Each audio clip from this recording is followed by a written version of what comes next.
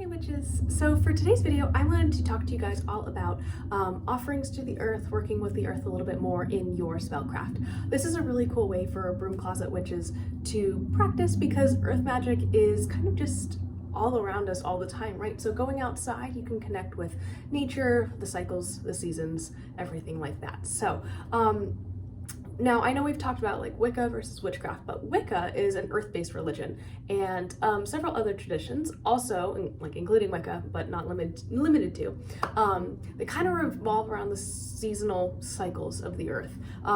So I'm not a Wiccan, but my practice is very earth-centric. I have earth signs in two of my major like astrological alignments. I'm a Virgo sun, and I have a Taurus as my moon sign. So it's really kind of a central part to who I am. I think I give off that kind of earth sign energy, I think.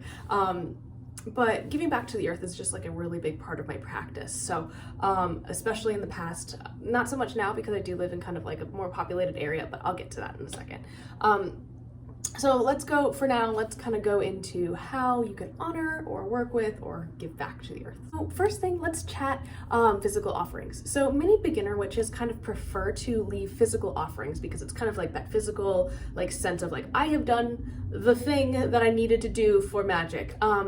And I did too. Like this is 100% something that I also did. So I used to take like birdseed with me when I went walking in the woods, and like apple cores and stuff that would have normally been thrown away. I would leave them out for the deer and I would feed the birds. Now, I don't know if like you're supposed to feed wild animals, but I did. I lived in the middle of nowhere, like whatever.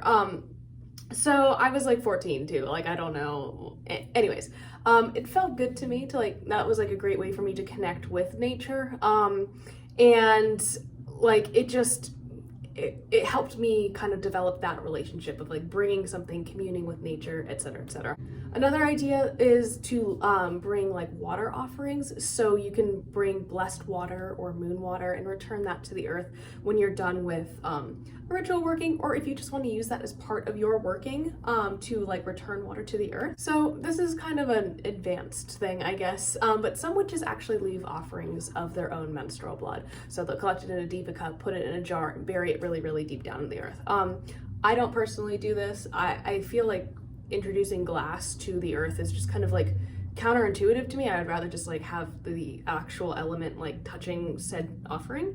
But you know, if that is something that you want to do, just be careful and be sure to bury it deep enough that an animal isn't going to get to it and get hurt, because that would be terrible. Okay, so if that is not your speed or you can't really go out into nature too much, you can definitely use art magic as a form of like earth like offerings to the earth, right? So you can create a song or a dance or something like that. You can check out my whole art magic video for any ideas.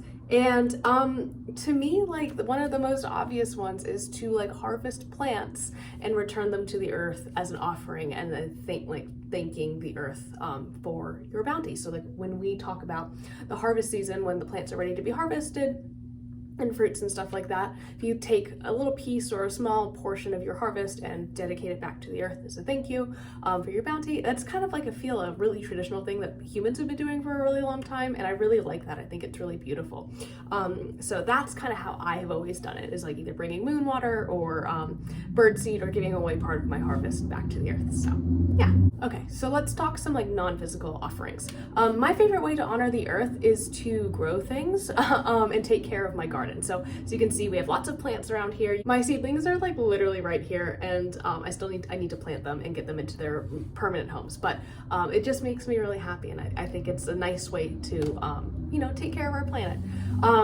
There's a working relationship between the witch, right? Like this archetype of the witch and the earth. And there's something ancient and old about this element. That's like the feeling it gives me. So I want to take care of it as much as I can. So obviously, like I do the simple things like recycling and you know, picking up trash if I see it on the ground, using recyclable bags, using you know, not single-use, like multi-use products, so like plastic bags and stuff like that. Try to use reusable stuff. I also kind of try to shop small brands and you know, like local farmers and stuff like that. So by engaging in those activities, it can actually strengthen your working relationship with the earth because you're helping heal it. And that's kind of like something that I think is very, very central to being a witch, right, is like helping heal our planet. I think that is really something special that we can do. So yes, not all offerings need to be physical, of course. Spending time in nature and taking care of the earth and fighting for the earth is really just an amazing thing that you can do to like contribute to this working relationship. I think it's just one of the most beautiful things ever, and it's something that you can do to passively practice. So if you're having a low energy day, taking a walk might just be what you can, if that's all you can muster, that's a great way to practice magic. So I hope you guys have a great rest of your day, and I will talk to you tomorrow. Bye.